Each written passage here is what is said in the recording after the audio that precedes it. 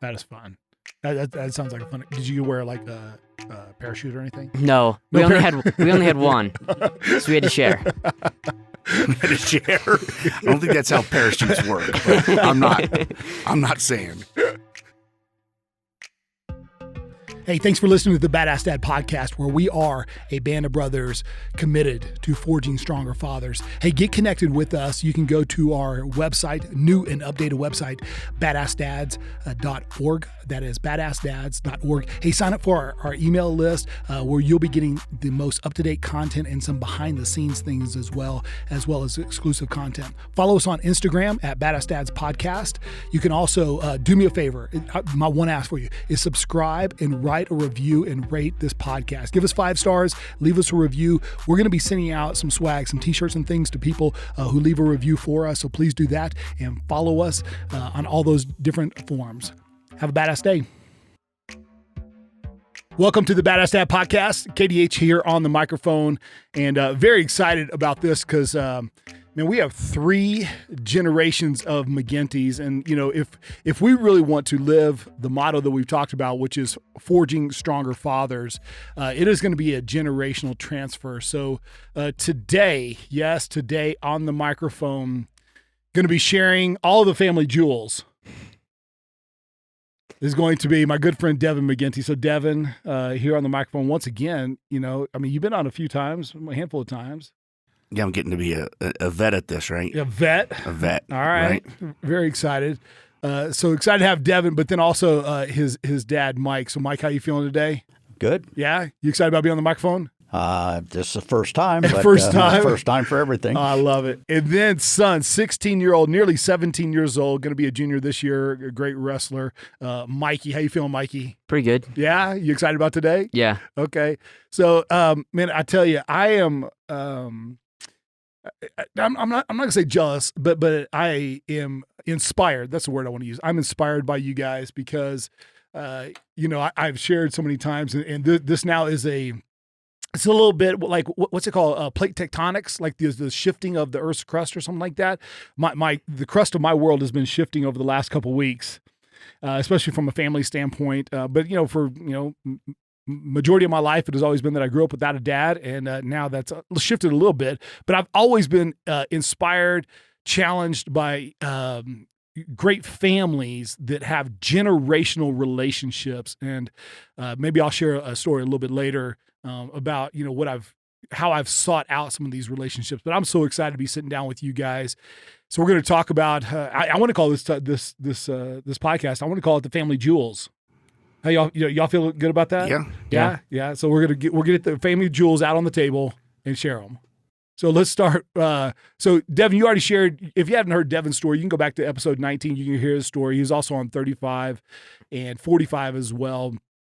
But we're going to get a little bit from Mike. And so, you know, Mike grew up here in Colorado. He's got to spend quite a bit of time in Iowa on the family farm. You were telling me earlier, for over 100 years. How is that shift? You said you go back every summer to Iowa. What was it like, you know, shifting from being a city boy here, you know, in the Denver area to going to Iowa and being in the country? Was that? Like I said, it gave me the best of both worlds. And, you know, I went back and worked on the farm. And that's one thing that a farm will teach you is how to work and what hard work is. What real hard work is, that's for sure. And it'll make you make a choice that you don't want to do that if, you know, unless, you know, you want to take over a generational farm. Yeah. But it was very interesting. And my uncles, my grandfather, my great-grandfather started the farm. My grandfather was on that farm. Then my one uncle took it over, and then he got sick, and then my other uncle took it over. They all had farms in the area. And my aunt will be 91 next week, and she still lives on the farm by herself. Wow. And she leases out the land. I mean, obviously she don't farm it, but it's still there. And yeah. So Devin, when you were growing up as a kid, did you get that opportunity? I mean, I know you've been to the farm, you spent a lot of time out there, but were you spending summers? Because you grew up in Denver. Did you spend summers at the farm as much, or No, we would go out there every Memorial Day Okay. and, get to run around and, I guess limitly experience farm life and things like that. I mean, I think that, in high school during the period of time I had my horse, having the daily obligation of feeding and where I kept my horse, we were responsible because we're high school kids and board was expensive. We got a deal on our board if we did work around where we kept the horse. So fixing fences, moving hay, doing all the stuff to the upkeep kind of gave you a glimpse into what a constant, never-ending, everyday responsibility something like that is. Well, I can definitely see, where your dad, Mike, would get the work ethic, because being on the farm, I mean, it is every single day. It's like the work is never done. There's going to be Never. something the next day. How did he transfer that work ethic to you? You talked about with the horse and taking care of the horse, because I want to hear also then how you're transferring that on to Mikey, because one of the things that I admire about you guys, in a word, is grit. You've been able to transfer grit from one generation to the next generation. And now, I see that with Mikey, and I, get to experience it on the mats, but where since you weren't working on the farm, you didn't get that. I mean, how did you learn the work ethic and the grit? Well, I think the way my dad passed on to me, and hopefully I'm passing it on to Michael, is, giving the opportunity to earn things. Okay. Right? Like growing up, there was never a shortage of opportunities to work for money, right? Now, some of it for me was punitive because I had to pay back summer school and things like that. But, chores around the house, things like that, gave me an opportunity to understand that a lot of that is within your own control, right? If you want money, then you have to work for it. And then when I became old enough to get a job, I've worked pretty much every single day since I was 16. And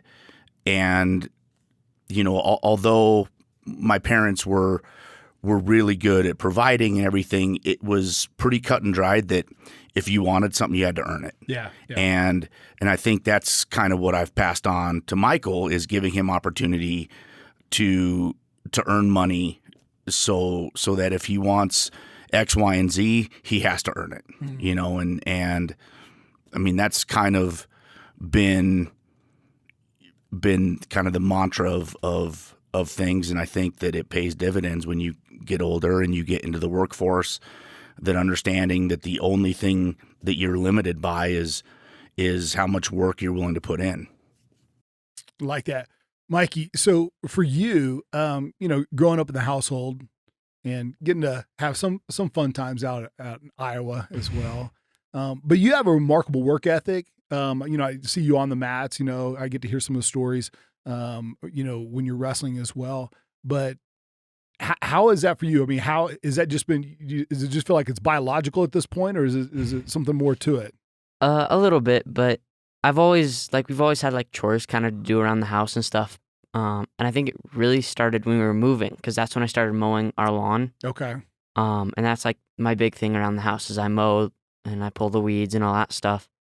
And I just got back yesterday from going to a friend's farm to work. Yeah. So, and we were only there for a couple of days and we didn't do much, but it was still kind of the odd thing that McGinty's are, I guess, supposed to be on farms.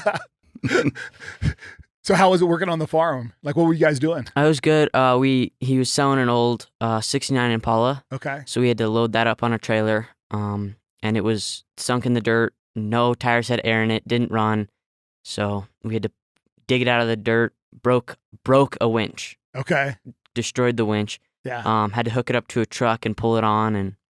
And then the last day we had to clean a water tank. It's probably about 8 feet across, a foot deep, completely filled with moss. And it smelled terrible. Okay. So you got not only the hard work, but also the stench that can go along with that. Yes. At times. Yeah. Sometimes that can even be harder to deal with. Yes. So let me ask you this.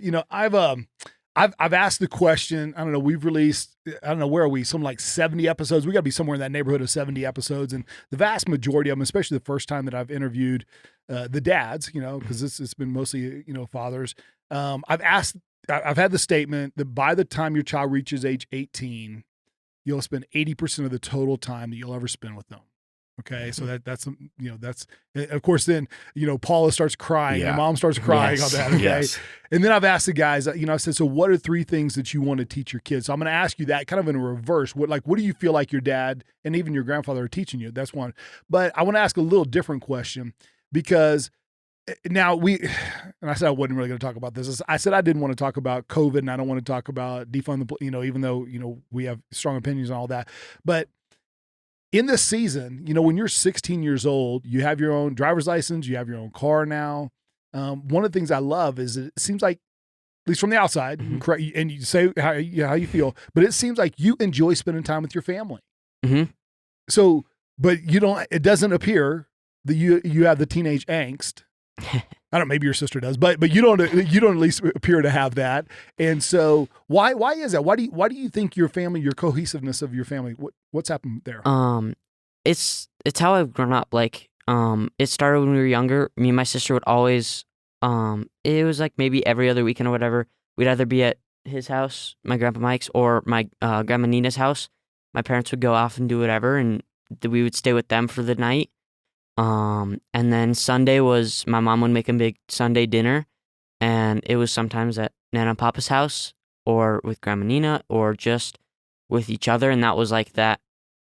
You always had that. No matter what you did in the week, you had that to make sure we were all kind of there, make sure everyone had a good week. Next week's going to be good, and to eat good food, which is my mom's big thing. Okay. Yes. And we kind of kept that on, and it's, when we were younger, is definitely a lot more home cooked meals, because now my mom works a lot and she's busy. So by the end of the day, she's tired. Mm-hmm. And she still makes food all the time, but it's less now, which is fine. And so we had that, like, dinner was with the family. Okay. And that's kind of that big thing, is I try, especially when I'm hanging out with my friends all day, either I'm with them before dinner or after dinner. And if I'm with them for dinner, it's not multiple days in a row. So with friends, is that what you're talking about? Yep. For dinner? Okay. Yeah. So I'm like, I kind of try and space it out. So I'm not with my friends all the time. I'm not with my family all the time. It's a healthy mix. Okay. And is that something you guys like have a strategy, like, okay, so Monday, Wednesday, Friday, we're having dinner together, or does it just happen more, as you kids like to say, organically? It happens organically. Okay. It's mostly my friends, like 20 minutes before they decide to. It's like, hey, do you want to go to the pool? Yeah. I can't. It's dinner. Okay. Okay, you want to go after? Yeah. Sure. Okay. Good. And so you have that boundary that you've set, with your friends, and you just enjoy that time. Yeah. All right. So, hey, Mike, one of the things that I admire about you, and I get to admire, relatively close, and it's a value that I have, and I'm longing one day to have this, but I see you get to have it, is I want my boys, I have 2 boys, I want my boys to want to spend time with me when they no longer have to spend time with me. And so I get to see, here, now I know you're living with these guys now, and we can talk about all that's happening, in the last year, but, I see your family wants to spend time with you when they don't have to. How did you create that environment? How did you and your wife create that environment? I don't know. It just seemed to happen because, we had, we had rules at our house that applied to the boys, and we didn't vary from them. If it was a rule, it was a rule, and you didn't get sent in the corner for, time out. If you had consequences, you had consequences. Sure. But then we always tried to do things together, and it was, things that, like, I'm a hunter and fisherman, and I take the boys with me. Ryan's not so much a hunter, and Devin is, and Michael's been with me, and so I think it's you bring that cohesive enough by doing things that you enjoy doing together, and just like I said, Ryan's not, so you don't force him. Because nobody likes to be forced into doing something they don't like, and the more they're forced into it, the less they like it, and the more and stuff. So we just kind of gelled together and played golf together. Michael's played with us a few times, but he likes to drive the golf court more than he likes to play golf. And that may change because he now gets to actually drive a car. Right. So maybe the driving the golf cart won't be so tantalizing. I don't know. Well, so one of the things your dad was sharing was just inviting you guys, you and your brother, into his world. His world of fishing, hunting, those things, and then finding an area where Ryan would be. And I've noticed that that you've done that for sure. With Mikey as well, but. As so you guys, and maybe it started in a generation before, I'm not sure, but it seems like the McGintys, they enjoy spending time together. I'm sure over the years and decades there's been rifts or tiffs or whatever, and feelings hurt or whatever, but you've worked through all that because that happens in family, and you've come back together, and it seems like you genuinely enjoy time together. What have you and Paula done to continue that or to evolve it to make that even better? What do you think, Dev? I don't know. I think it starts in the thing too is Paula kind of comes from the same environment. Like the household that her parents had was always open to people, right? Paula's mom always loved cooking for people and is an amazing cook, just like Paula. And I think that's kind of the way. So you're telling me the secret is to find a good Jewish woman to marry who can cook, right? Well, that's part of it. I don't want to say that that's a secret per se, but yes, that is key for sure. I mean, I married a curly-headed Dutch girl that can cook. I think that they kind of work together. So. I think the being able to cook, regardless of like the cultural or yes, that's definitely. But I think it's just because growing up at our house, we always had an open home, right? I mean, we had, all my friends that I'm still close with, we always had an open door, and Mom would always cook for them, and they could come over anytime and hang out. And Paula's family was like that. I just think that when you have that kind of open home that everyone's welcome at, I think it just naturally translates, and I think your kids see that, and then your kids carry that with them and then pass that on. Because it's certainly, I know that Michael and Kayla are both seeing that because our house is full of people all of the time, And so I think that that's something that a lifestyle and a culture, if you will, that they get used to seeing, and then that's something that they carry on, hopefully with their kids and then their families. Yeah. Well, so I'm going to share something a little bit here because I didn't grow up that way. I didn't grow up with people coming over to our house. I grew up going over to other people's houses mostly is what I did. I moved a lot as a kid. But one of the things that Gretchen and I did, way back in, we started this when we first got married, way back in the year of our Lord, 1997. Wow. Yeah, way back then. In the 19s. In the 1900s. Yikes. Yes. But we started hosting a dinner. So, we didn't have friends in town. I came from Texas. You came from Michigan. We stayed here in Colorado. But, and we got this from, these guys would never hear, but it's Hank and Diane Harmon. But we started hosting a dinner every Wednesday at our house, and we would just invite people.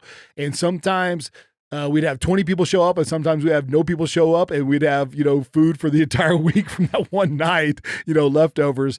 But, I think just beginning to open your home up, and realizing that the way you create a culture is by creating the culture. You have to actually do that, some intention. And we wanted to have relationships and to build those bonds. And especially for us, since neither one of us were from Colorado, we were in a totally new place. We needed to be the initiators of that. So, all right, Mikey, I've given you a few seconds to be thinking about it, and maybe you were. But so I said by the age 18, so just 2 years, not even 2 years. Right over 2 years, should say. You're going to be 18. Year and a half, whatever it's going to be. What are the things you feel like your parents have taught you, or they're teaching you and trying to really equip you for the world? That's a hard question. But I gave you all this time. Yeah. That was like 3 minutes. I know. That same thing, like open house. Make sure everyone around you is okay. Okay. What do you mean by that? Whether they need, place to eat at night. Okay. Like if they need dinner, come on over. If they want someone to talk to, you're there to talk to. And kind of just be that person that everyone's okay with, hang out with no matter what. Okay. Whether it's a dinner party or like a funeral or anything, we're there to be supportive and have a good time. So are you saying, like, if someone's on the fringe or something like that of a group, the more the wallflower kid or whatever, or you seek them out? A little bit like you find, I don't know, I'll be honest, I don't even know how I found my friends. Okay. But you when they need something, they're there. Like my friend, she called me to help on her farm, and it was just my dad was like, okay, yeah, they need help, go help. Yeah. And just kind of making sure that whoever is in need of something, you're there to help it. Mm-hmm. That was an interesting thing because this farm was in Springfield, Colorado. Yep. And they were taking a Cessna, so a 1973 Cessna. So they went to Centennial Airport, and then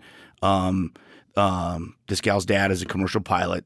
So they were getting, 4 of them were getting into a small airplane and flying down.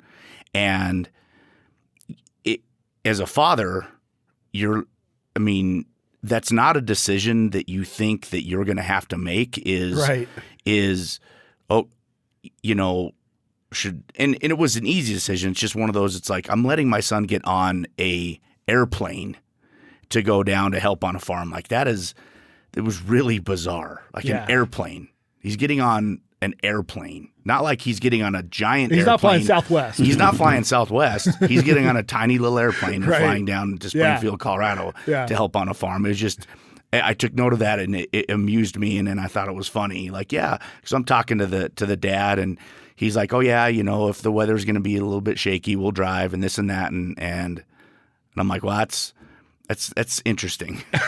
How was that? I've never flown on a little Cessna, so that was my first time. It was really cool. We had headphones with the walkie-talkie like you see in the movies. Yeah. And we were just sitting there, and it was only about an hour and a half flight. Okay. And we took off from Centennial, which isn't it's a small airport, but it's kind of big. And we get there, and we're looking at, we flew over everyone's houses, and we're in the air and looking at all the watering troughs for cattle all across Colorado, and the trails and stuff they make, and they look like asteroids had fallen and cracked the earth. Oh wow! They're really cool. Yeah. And we're going, and we're making our final approach to Springfield, and we land, and I look, and it's the entire Springfield airport is one runway. Okay. Maybe 7 hangars and a little bathroom, and that's it. And there was a courtesy car, which was an old Plymouth, and we get in there and drive to her grandma's house where we were staying, and it was just super cool. We're like, this is a 5-hour drive we made in an hour and a half. Yeah, it was awesome. How fun was landing scary? No, I mean, you could see the land. You could see the ground very easily, right? It was a little turbulent on our way in, but it was smooth landing, and it was kind of cool how we just pulled off and right into the hangar and hop off and grab our stuff and go. It took like 30 minutes from landing to leave. Wow, that is fun. That sounds like a fun. Did you wear like a parachute or anything? No, we only had one, so we had to share. I don't think that's how parachutes work. But I'm not saying. All right. Hey, Mike, I want to ask you another question. One of the things that, your dad and Justin, through jujitsu and everything, but, we've had the conversation, and they have taught me over the last, few years is, it's a phrase that we hear fairly often now, but it's situational awareness. Tell me how that plays out in high school. Like, what does that mean in high school, situational awareness, and how do you use that in your everyday life? I notice more things than my friends. Okay. Especially when it comes to cars, because I like looking at cars. Okay. So I'll be driving down and I was like, oh, look at that. And it's like some like random Jeep or whatever. Nothing super cool. Right. But I notice it, and they're like, who cares? Right. And our group is kind of close, and we kind of like to make fun of everyone. especially my friend Taylor, she will make fun of Wait, y'all anyone. make fun of Taylor in particular? You just pick on Taylor? We pick on Emily. This is a pick on Taylor group or what? No, we pick pick on on Emily. Group. We Okay, pick on gotcha. Emily, but Yeah. Taylor likes to pick on everyone. Okay. And so like I'll notice, be like, why is that person wearing a sweatshirt and shorts? Yeah. And she'll be like, because they're stupid. Yeah. And that's all Taylor does, and it's hilarious. Yeah. But that's like, I notice things, small things like Emily's grandma's house where we were staying. I walked in and I noticed she had a little pistol in a case on her on a coffee table, kind of behind like some books and stuff. Mm-hmm. But that was like, I noticed that, I was like, oh, well, she's ready. Yeah.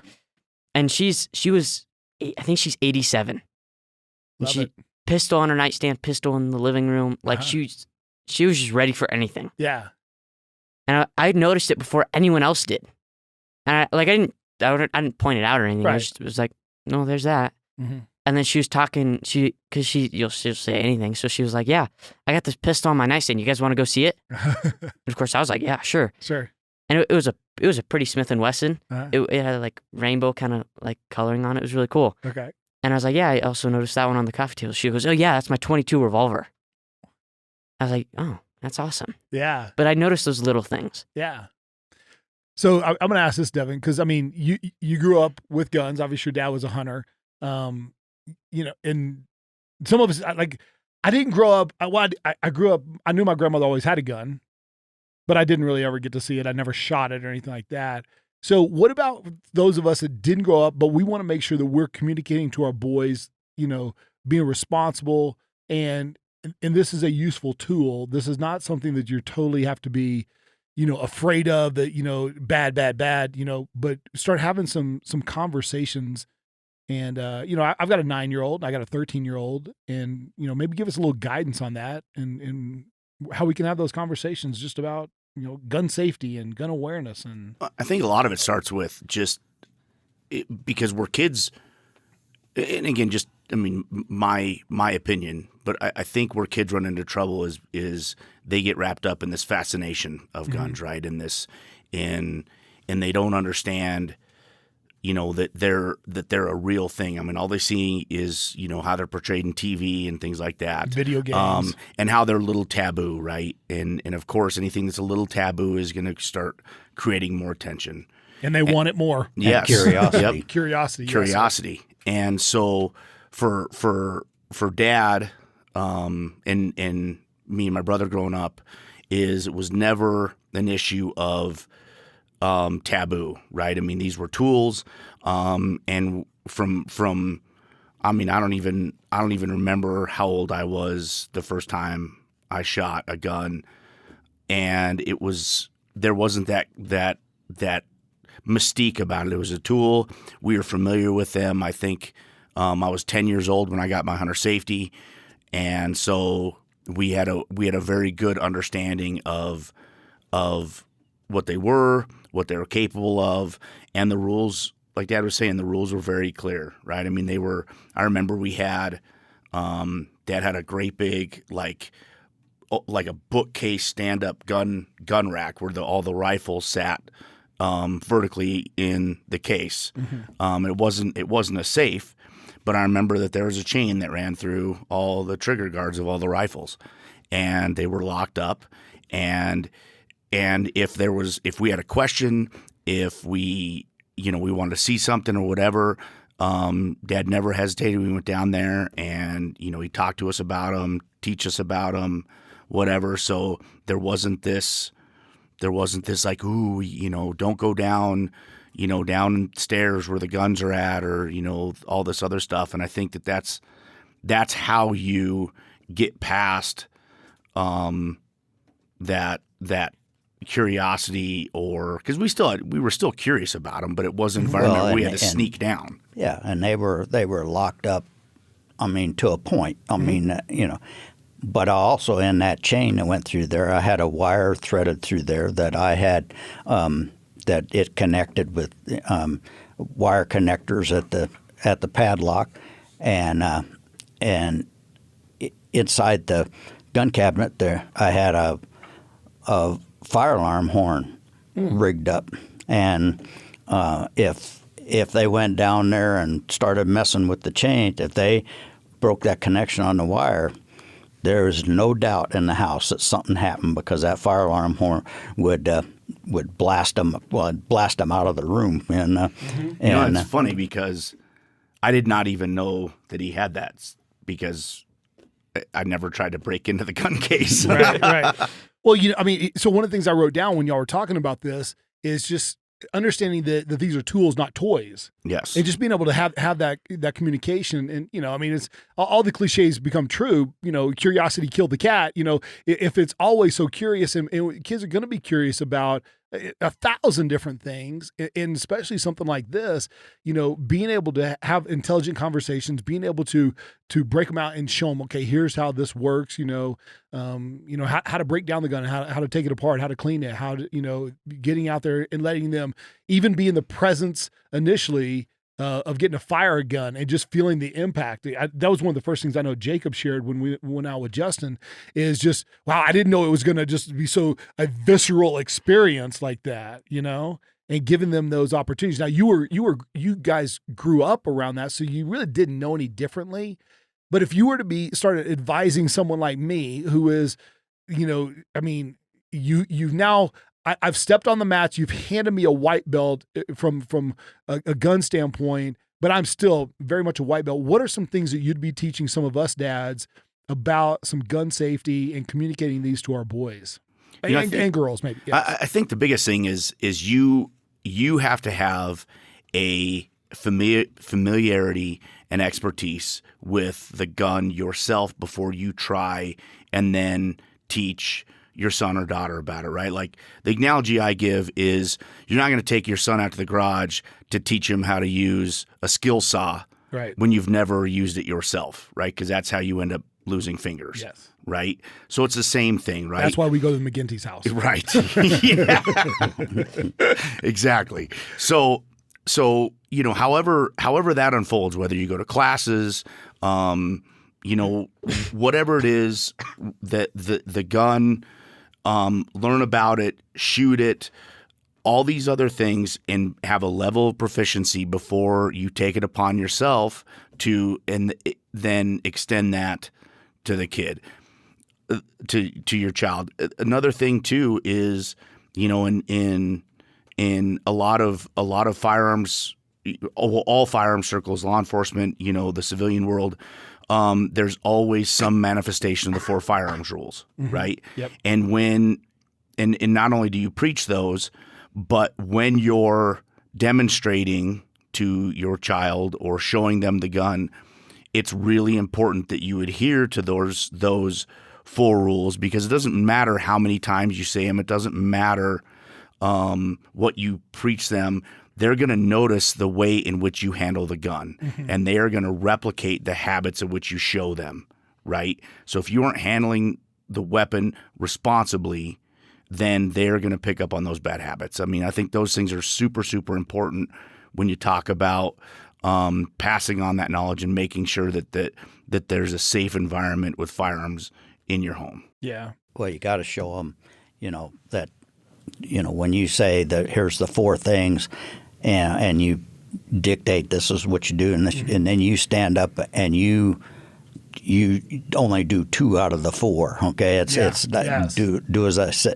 Yeah. They're catching so much more what you're doing than what right. you're actually saying. Yeah, that's more visual, yes. and you can take and you can teach them the wrong way to do it without saying anything.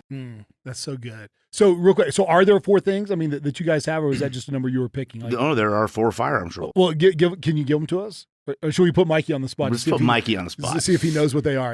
Here it is. 16-year-old pressure. You've been out of school for a while. You've been on the farm. You've been digging up impalas. So now, riding in a Cessna. Keep your finger off the trigger and out of the trigger guard till you're ready to fire, and safety on. Okay. Always treat every gun as if it is always loaded.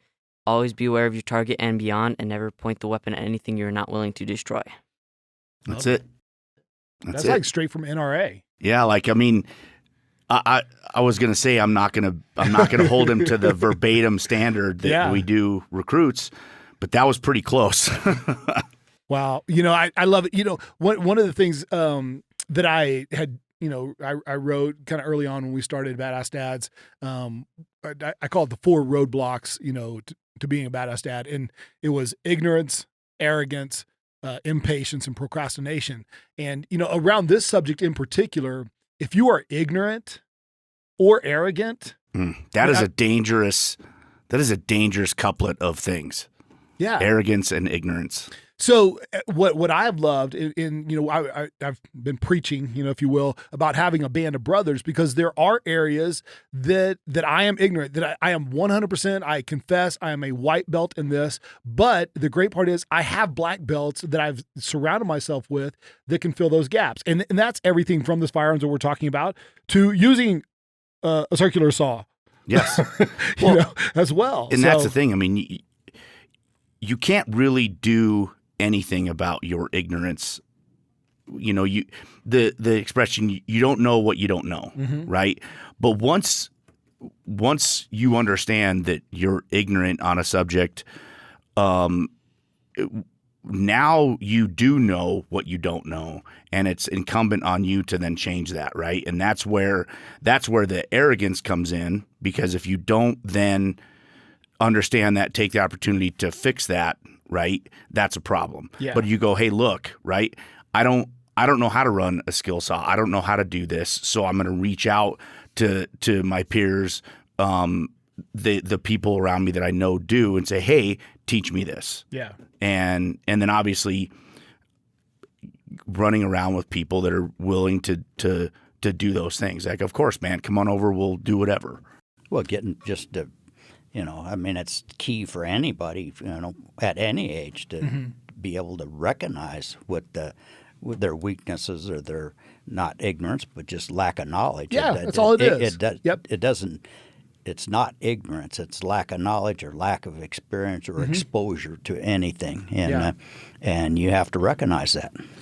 Yeah, and you know what? I've long felt this. I've trained salespeople in the past, trained coaches and everything else, and I've always felt this. I don't know works one time. Yes. Okay. So if you don't know, and then you don't seek out the answer, then that's on you. Like, if you don't know, okay, you don't know, but now let's figure out how to do this. Like, let's just say something silly. Like, let's say you don't know how to change a filter in a refrigerator for like a water filter. Like, you could say that one time. Yeah. And then you call Devin. Yes. And then you feel like a jerk because it was really much. Now, in all fairness, you knew how to do it. Yes. It took a little bit of finesse to get it to work. It was, yeah. So that was awesome. I probably said this several times, but confession is good for the soul, bad for the reputation. I mean, my reputation is totally tarnished on that. So, well, that's like I used to tell apprentices all the time. You're here to learn a trade, and there's no such thing as a stupid question. Yes. There is such thing as a stupid move, but not a stupid question. I like that. And I imagine dealing with electricity, you'd want to be on point on asking questions. Yes. Yeah. Yeah. Especially, can I touch this? Yeah. Yeah. That's is the answer is almost always no. Right. So, I'm going to ask you guys about maybe some, McGinty rules, maybe that have been passed on from the generations and or, evolved for you guys. But so one of the rules that we have in our family is this. I've shared this with our boys for really since we got them, 8 years ago now for Bentley and a little over 9 years for Jacob. But it is this, is that for us, lying is the worst thing you can do in our family. And the reason we came up with that was I grew up around a lot of deception, we'll say.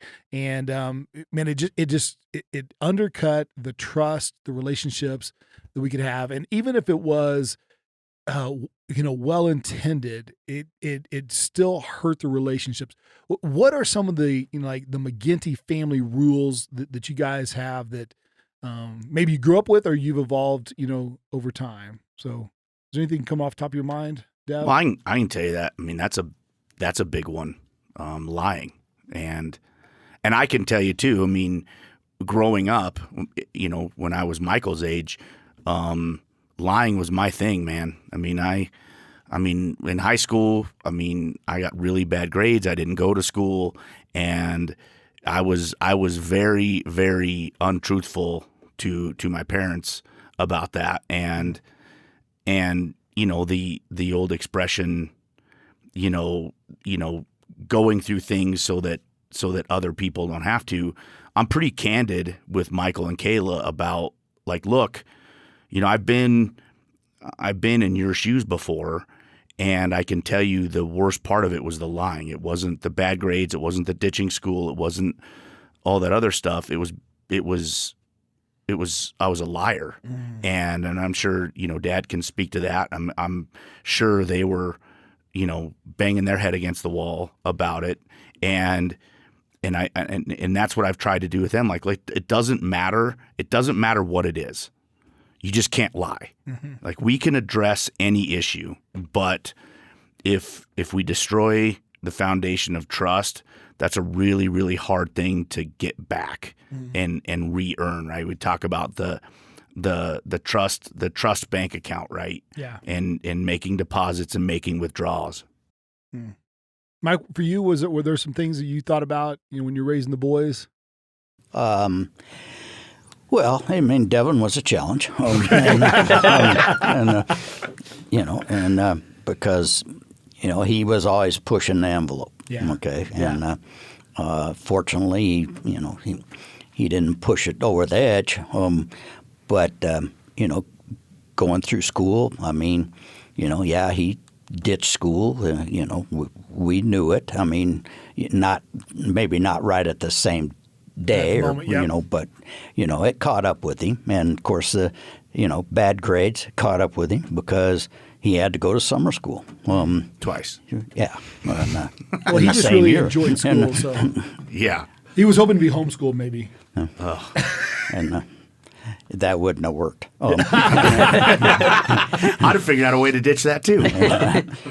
That was one thing, you know, about Laura was, you know, and you talked about the friends and coming over, Michael, and you know, we were fortunate enough that Laura was a stay-at-home mom, and that's why, you know, so many of Ryan and Devin's friends, both their parents worked, and so when they got off school, you know, they didn't have that home environment to go to because their parents at work.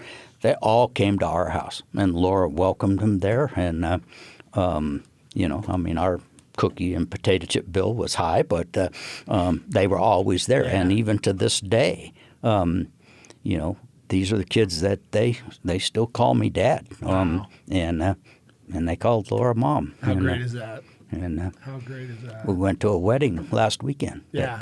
That friends of theirs, their daughter, she's the oldest, first kid of that whole generation. Yep. It was her wedding. It was like marrying off my granddaughter. Wow. And that's awesome. Mikey, what about for you? What do you notice in the family rules for the McGinty's? It's that honesty thing. Yeah. And there's times I've broken that, and there's times Kale's broken that. I want to hear one. I want to hear a juicy story when you messed up, and I want to hear how Dad. He probably just cuddled you. What happened? I'm a big cuddler. I think one of the worst times I got in trouble, I didn't get in trouble for lying.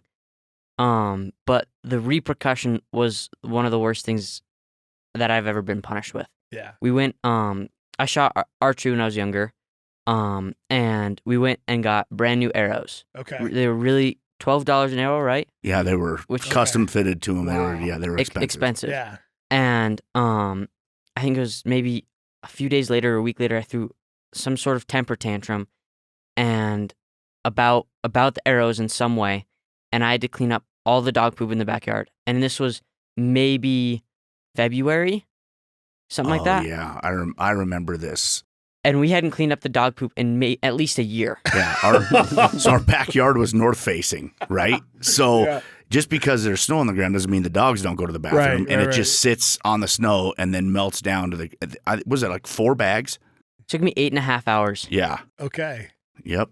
And it wasn't for lying, but it was one of those things where I got in trouble. Yeah. And And I remember I don't think I was old enough to have a phone yet.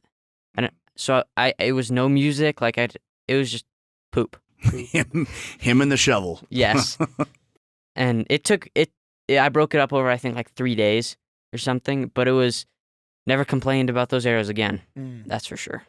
So one of the things also I admire about you, Mikey, is you really, this is what it appears, and I'm kind of outside, but I get inside your house at least 3 days a week. So Yeah. Down low. But you appear to be a very well disciplined. Like you have self-discipline. Like you do things, you work out on your own. Tell us how did you have you always been that way? Is it just how you were born, or beaten into you, shock therapy? What? He gets it from his mom. I'll tell you that right now. Okay. Part of it was jits. Okay. Because Dad started jits a little after I was born, and I didn't start till I was about 8. But he didn't like push me into it at all. Like he talked about it and stuff, and it was all me, Brody, and Peyton all started about the same time. Okay. And we trained in Justin's basement like everyone else. But because we decided to do it, it was way more fun. And that was kind of that kind of pushed me on, because before we started, me and Brody would always play Nerf guns. Okay. Right? Nerf guns in the basement while the dads rolled. Right. And then we'd go upstairs and Morgan would make us mac and cheese. It was the same thing every Saturday. Yep. And then once we started rolling, it was that, yes, we can play Nerf guns, but why?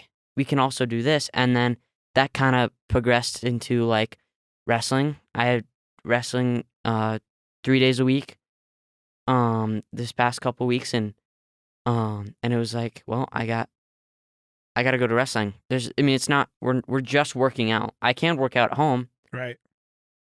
But I'm gonna go to wrestling. Yeah. And then, like, especially during season, that 6 days a week gets tiring fast, and you start running a lot of excuses through your head. Sure. Like, do you think I could scratch myself and make it look like ringworm? Do you think that's here? Hit me with a ping pong ball. Yeah. And so you start, and then you just grind through. It's always like the middle of the season, like December and January. It's cold outside. You get out, it's already dark outside. Right. And that just carries over into a little bit of everything. Yeah. And so, like, especially online school, in school, I have a lot harder time, like, actually getting my work done than Kayla does. Because a lot of it, I won't do homework. I'll do it in school, and if I can get my homework done in school, I'll do it. But if I go home, it completely done. I won't get it done. Yeah. And so I was a little worried when online school came, because I was like, I don't do work at home. And it came, and I got it. I looked at it, and our teachers gave us most stuff for the week. Like, this would be due Tuesday, this Wednesday, this Thursday, or whatever. And my chemistry teacher would give us, you have these 10 assignments or 5 assignments or whatever, all due on Friday. Okay. I did them all on Friday, because they're due, it's due at midnight. So you get around to them. I have plenty of time all day. So like Monday through Thursday, I would do homework for like 45 minutes and I'd be done. Oh, good. And then Friday, I would spend like 7 hours doing homework because I saved it up, but that's when it's due. Right. And Kayla would spend all day, every day in her room, not doing her homework. Yeah. Right. Yes. Okay. She's the Devin of the. She's the Devin of the group. She's 100%. So I don't know if y'all want me to share this with Mikey. I've shared it with my boys. And this is not a Badass Dad endorsed strategy. I'm just going to share. This is the strategy that I had that got me through high school. Got me through middle school, got me through high school, got me through college, and got me through graduate school. And I have shared it with my boys, and they sometimes embrace it. And so I've always encouraged them to befriend a very nice, well-educated female, and they can help you get through school. And so Gretchen, my wife, she we went to graduate school together also, and so it was she did a lot of work. I would say that, and she's still to this day on your behalf. Maybe? Well, I'm not going to. I'm probably outside the statute of limitations now. Okay, I don't think you're getting anything revoked. That's true, but she would always get mad because I got better grades than her. So I just did better at presenting things than she did. But you know what? So I have a hard time. It's kind of like, Jacob's hair right now is really long and everybody's going to give him crap on everything. I was like, you know what? As long as it's not some funky color, I'm never going to tell my boys what they can do with their hair since I have none. And, but, from academic wise, I think the most important thing is to get the job done. Mm-hmm. And then you figure it out. So I just had other strategies of the way that I've figured it out. And so Stephen, being an educator in here, is probably not excited that I would share or recommend. I'm not even recommending. I'm just sharing my story is all I'm doing, is all it is. So well, and when we talk about this, I always give the caveat of, first of all, you come by this naturally because this is my MO and still is the state. I'm still a horrible procrastinator. Uh-huh. But I always explain that this is a harder way to live. If you just take the task at hand, snippets at a time, and finish it, instead of waiting till the last day things are due. Right.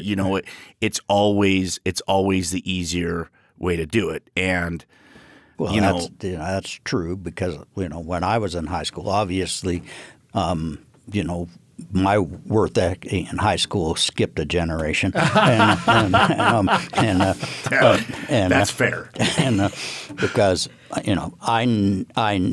the whole time I was in high school, I never brought a book home. Yeah. I always got my homework done at school. And then when I became an apprentice electrician, I had to go to school 2 nights a week, and I'd take and leave the house early and go to the job site, sit in my truck, do my homework every day. And Michael, he does his homework and gets it in on time and stuff. And because it was just easier. I had more important things to do outside of school than doing homework. Yeah. I mean, I was big time into archery. And I shot archery 5-6 days a week, and that I was more into that than anything. Yeah. And there are some parallels here. I didn't bring any books home either. Right. Now I didn't do the schoolwork at all. Right. But I was actually better. I got the work done. I did go by the same work ethic of I'm not doing homework. Right. It just was coupled with I'm not doing it at school either. But even on that, that was a phase of your life. Now you look at where you are, the success you have, the leadership that you have, and you have figured out how to lead men and women in law enforcement. And so what maybe you didn't have, you have gained and found your way to be able to do that now. Well, I've heard him say numerous times, especially since he's been at the academy, that he wished he'd have paid more attention at school. Oh, 100%. Yeah. And that's what I tell Michael and Kayla is I'm trying to convey this to you from a position of I struggle every single day, and I'll give you an example. I went through a course, a 6-day course, at work, right? Mm-hmm. And at the end of this, there were a couple things I had to complete, and one of them was I had to write an essay, a paper about a book that was on the reading list, and I was so completely panicked about writing an essay because the last time I had written a paper was in 9th grade. I remember this. Yeah. It was in 9th grade, and I literally wrote it the day before, right? This was a semester-long process writing this paper, of which I did none of the work. Yeah. And I failed that paper so catastrophically. Like I remember the F being circled on the top of the page, and the note that the teacher, Mrs. Kalis, wrote, I don't even know where to begin, was the note on the top of the paper. And that's the last essay I wrote. Yeah. So as an adult, the anxiety I had to complete something and it not be complete and total garbage. Yeah. And those things you do in your youth, it's how they echo in adulthood sometimes is, it's pretty drastic. Yeah. But we can all grow and evolve. I mean, you look at now, you are a great student. All the books, we're talking about books all the time. Yes. Jordan Peterson, everything else. Yep. I mean, you become a great life learner for life, Yes. and not just as a student. And I think a lot of it is anything that I'm interested in, I got no problem. I can dive into a book, I can research, I can do all that stuff, right? And I think which is why I've been able to overcome a lot of this through my law enforcement career. Because obviously it's something I'm interested in, and with me, I'm a captive audience, right? In the trainings I attend, all that other stuff, right? Where I struggle is if it's something that I wasn't interested in, or I perceived is unnecessary. Yeah. Right. Yeah. And I think a lot of adolescents struggle with that in school. I know that those come up in conversations with Michael and Kayla because it's always, what am I going to use this for? Right? Like I have Siri, right? Yeah. That's one of Kayla's. I have Siri. I'm like, I know, baby, but She has spell check. Yeah, I have spell check. All right, now I gotta give it. I'm gonna confess one more thing, okay? Now I taught middle school math. So I taught a pre-algebra class is really what it was, and there was one year, I couldn't even tell you which year it was for me, that I was teaching, and I kind of had enough, and I'm not recommending this. So this, once again, is me confessing. So right now, I'm about to tell you something that I don't recommend people do, okay? But I was having one of those days in particular when I was teaching, and I don't remember, it was a little girl, little boy, whatever, 12 years old, 13 years old in my class, and they go, Coach Harper, I was Coach Harper, I got a question.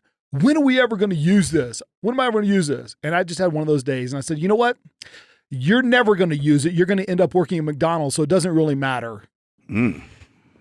Yes, and I bet you that person is now old and is then They're probably running some multi-million-dollar company or something like that. And they're like, I remember yes, my Bezos. Middle school to Coach Harper. I'll never forget him. Yes. And he said, and look at me now. Yes. Well, Using that math equation every day. every day. Yeah. They work for NASA. Well, my high school philosophy was really this, if it wasn't for ball, I wouldn't come to school. And then my other one was, if it wasn't for offense, I wouldn't play defense. So there it is. And we're going to wrap on that. Family Jewels. The McGinty family jewels, man. Thank you guys so much. Once again, I want to thank you guys for just the family that you are and the legacy, Mike, that you have built in our building, and that you have. I don't know your other son, Ryan, that well. I've met him a handful of times. But he's the good one. He's the good one. Yes, he's the good one. But being able to see Devin and then your grandchildren over here on this side and Mikey, you have done an amazing job, just being an inspiring example. And this family is an inspiring example for me and my family. And so we look to you guys and are encouraged and inspired by you. And so keep up the great work, keep the legacy going. And, I'd encourage you guys, if your narrative, if your story in the past has been one where you haven't had a great example, you didn't grow up with a dad, or you didn't have a situation, or you didn't like the way, go find someone. Don't stand in ignorance. Don't stand alone. Go out there and build a band of brothers and get those gaps filled as best you need to, because together we will forge stronger fathers. And when we forge stronger fathers, we will right what's going on in this country, and we will make the biggest impact we can make. So have a badass day, be a badass dad, and we are out. Wait. Steven, stop the music. Okay, if you listen this far, give me 87 more seconds. All I want you to do is please subscribe, leave us a review, leave us a 5-star rating. Do that now. You listen this far, just go ahead and leave us that quick review. Also, go to the Instagram. Follow us on the Instagram, the Badass Dads Podcast there. Go on Facebook. You can follow us there. Go to our website, BadAssDads.org. Register there. You can get all the up-to-date everything from behind the scenes. Get the stuff. You can also find some swag t-shirts and hats and mugs and different things, notebooks there. So please, you listened to this far, give us a few more seconds. Have a badass day.